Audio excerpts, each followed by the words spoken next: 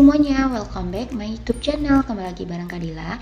Senang sekali bisa menemani adik-adik dalam informasi terbaru ya. Jadi UGM itu udah dibuka.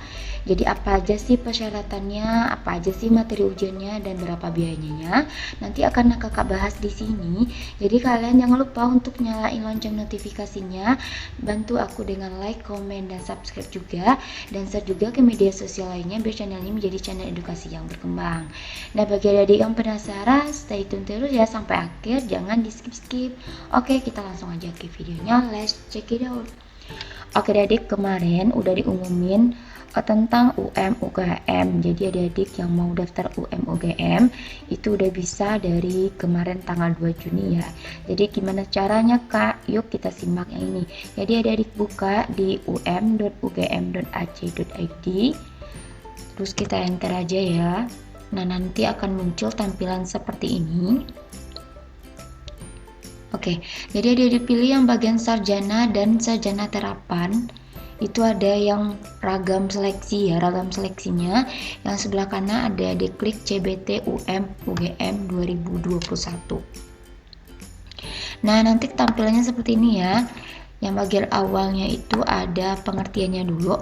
Jalur seleksi ini menggunakan kombinasi nilai atau skor CBT UGM tahun 2021 yang diselenggarakan oleh UGM dan nilai atau skor UTBK SBM PTN tahun 2021.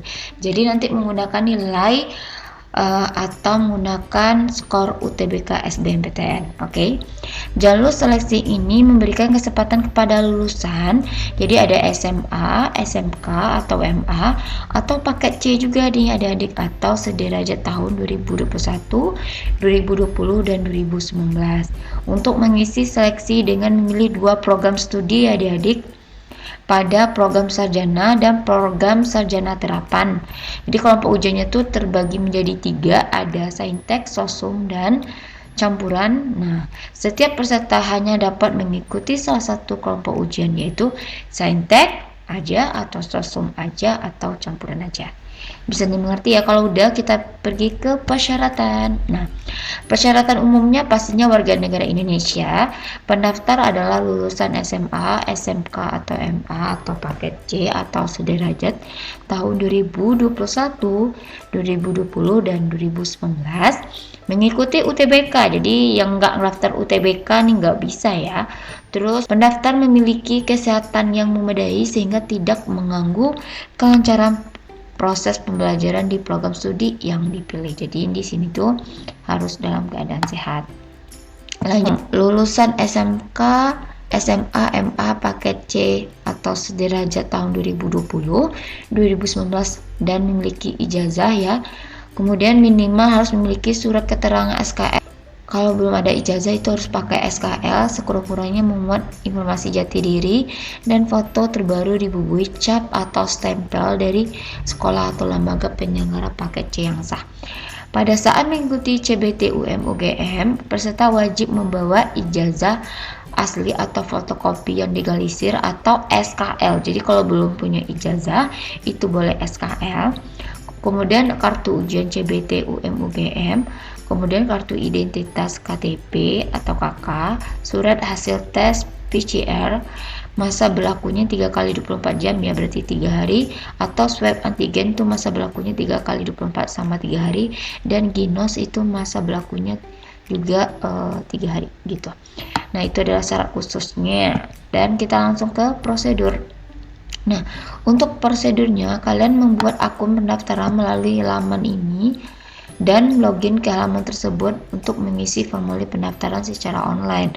Pendaftar dapat memilih 2 program studi untuk sarjana S1 dan sarjana terapan. Urutan pemilihan menunjukkan prioritas. Jadi kalau kalian mau lulus pilihan pertama, letakkan di pilihan pertama. Mengisi biodata dan mengunggah semua dokumen menjadi syarat, kemudian mengunci data untuk memperoleh kode pembayaran. Oke. Memilih lokasi CBT UGM tahun 2021 sesuai dengan pilihan yang tersedia. Jadi kalian disediain ya. Kemudian membayar biaya pendaftaran sesuai dengan petunjuk pembayaran yang ada di akun pendaftaran dengan menggunakan kode pembayaran yang telah diperoleh. Jadi kelompok ujian saintek 325 sosum juga 325.000 dan campuran itu lebih mahal 350.000. Biaya pendaftaran berlaku untuk 2 pilihan program studi saja ya.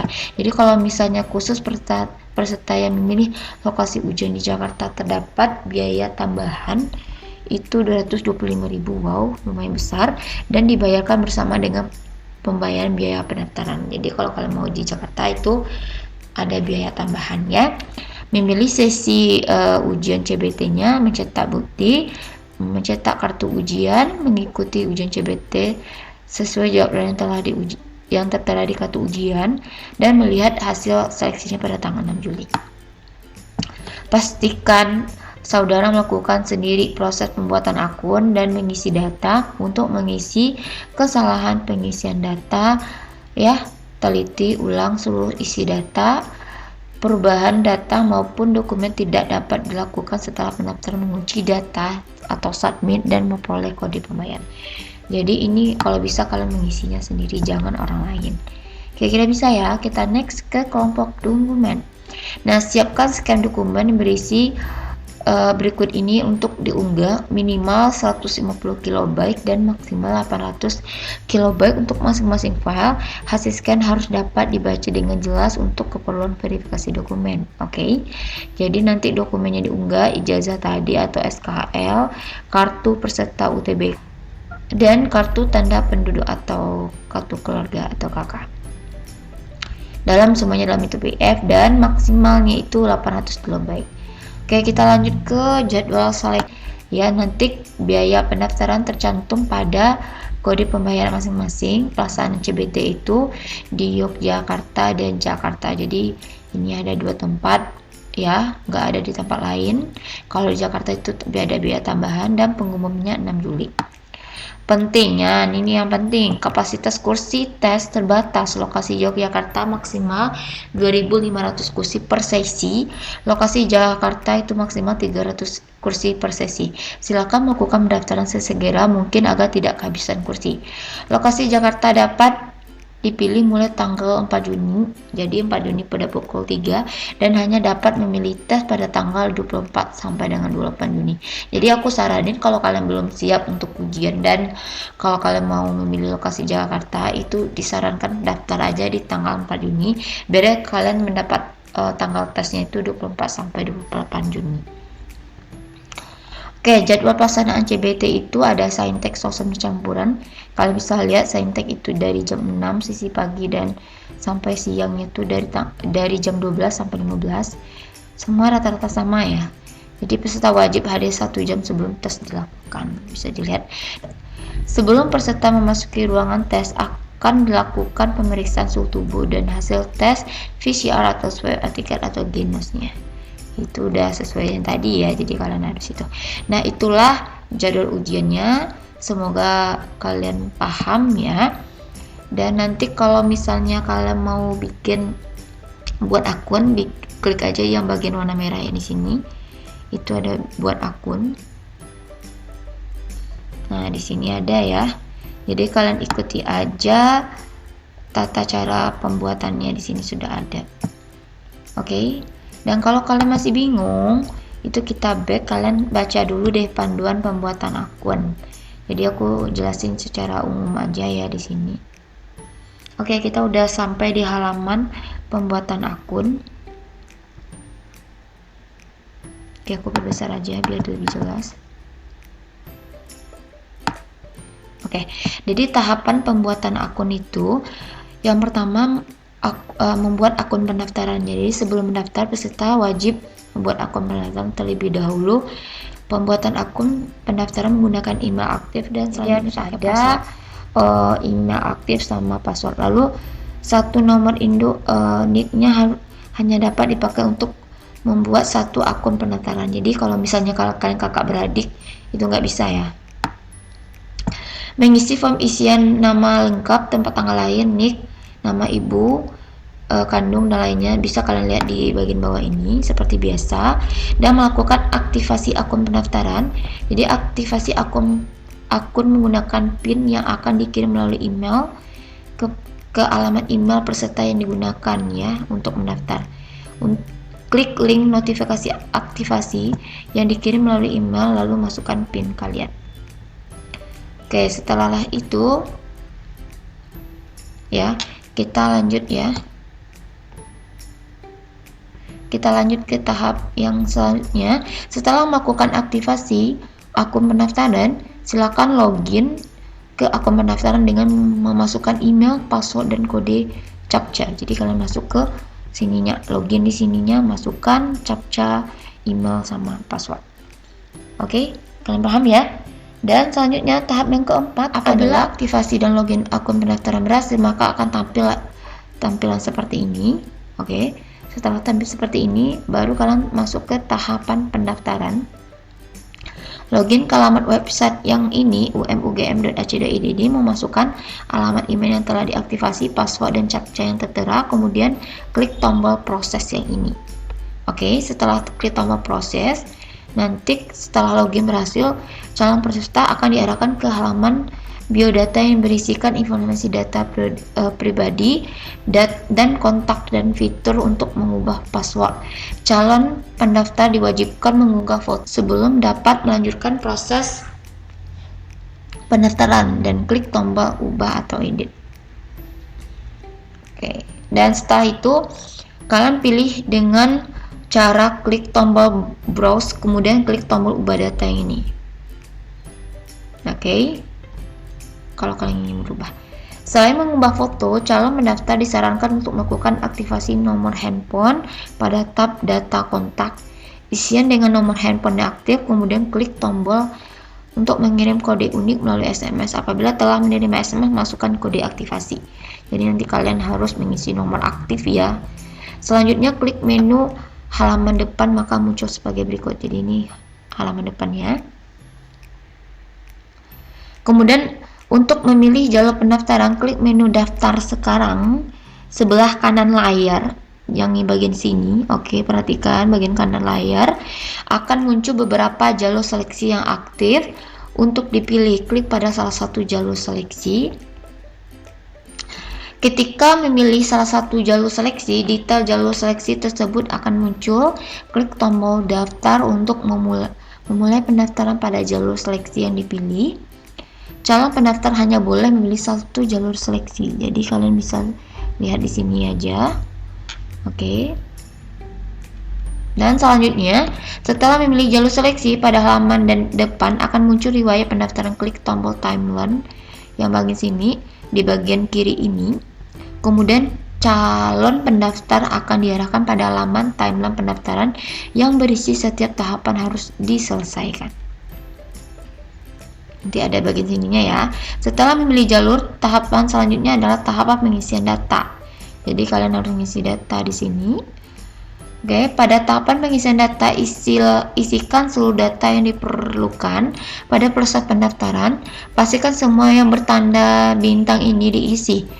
Isikan semua data dengan data yang sesuai dengan benar. Klik tombol simpan untuk menyimpan data. Jadi kalau misalnya kalian udah ngisi yang bagian sininya, klik tombol simpan. Dan next, tahap yang kelima, apabila seluruh data telah lengkap diisi, tahapan selanjutnya adalah tahapan memilih program studi.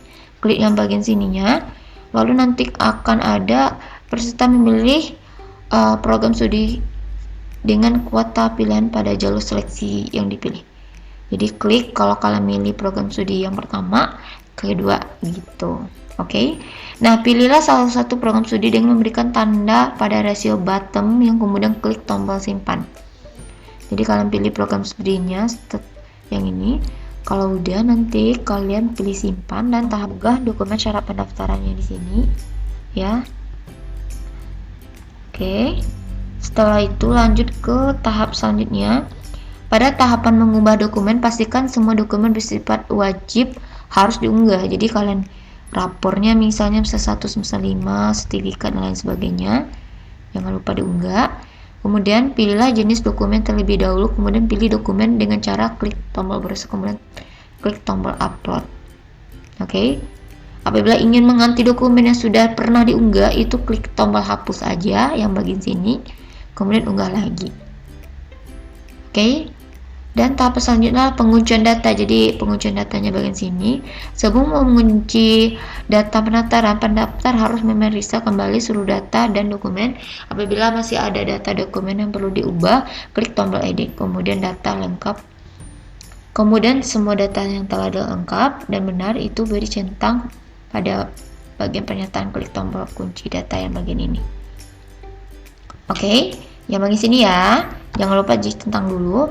Tahap selanjutnya adalah membayar biaya pendaftaran. Nah, jadi bagian pembayaran dapat dilakukan melalui bank mitra dengan kode bayar dan batas waktu pembayaran sesuai dengan tertera pada tampilan informasi masing-masing pendaftar di sini.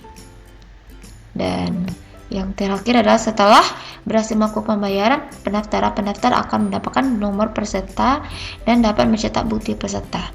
Jadi pendaftar program internasional wajib login ke akun pendaftaran pada H-3 dari hari pelaksanaan tes tahap 1 untuk mencetak kartu peserta tes untuk yang bagian program internasional. Dah selesai, itulah tata cara panduan untuk kalian mengisi panduan ujiannya. Dan semoga video ini bermanfaat. Kalau kalian suka video ini, jangan lupa di like, komen, dan subscribe, dan share juga ke media sosial lainnya. So, sekian dulu informasi dari aku. Kalau ada ingin ditanyakan, silahkan tinggalin aja komentarnya di kolom komentar. Dan sekedar informasi aja, aku akan membahas juga soal-soal mandiri seperti UGM, SIMAK UI, Undip, Unpad, ya SNMPTN Barat, USU, UNJ, dan lain sebagainya. Ya, jangan lupa nyalain aja lonceng notifikasinya biar kalian nggak ketinggalan informasi dari aku. So, sekian dulu informasinya. Thanks for watching. See you on my next video. Assalamualaikum warahmatullahi wabarakatuh. Dadah.